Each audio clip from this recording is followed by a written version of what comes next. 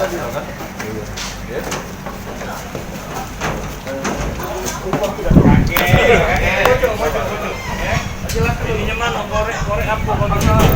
Ini yang sudah kita amankan memang kemarin viral kan di ini pembakaran solar bernama Sadat umur berapa?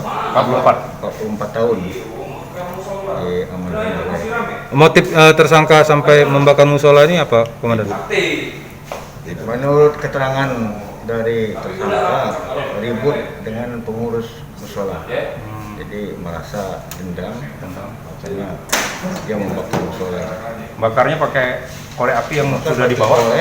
Terus pakai sendal jepit dibakar. Oh, Lalu dilemparkan musola. jadi Berarti sudah direncanakan itu nih ya? dari rencana. Ya lihat dari keterangan dia memang sudah ada niat ya, misalnya sudah ada.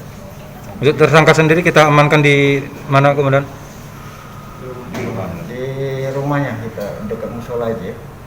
Tersangka kita kenakan pasal berapa? Ada aku ribut sama pengurus masjid. Ributnya gara-gara apa? Siapa pengurus? Ngapur lu balik ribut dengan Didi tuh? Ngapur. Gara-gara apa? Ya, aku minjem lampu masjid. Ngapur kau. Terus?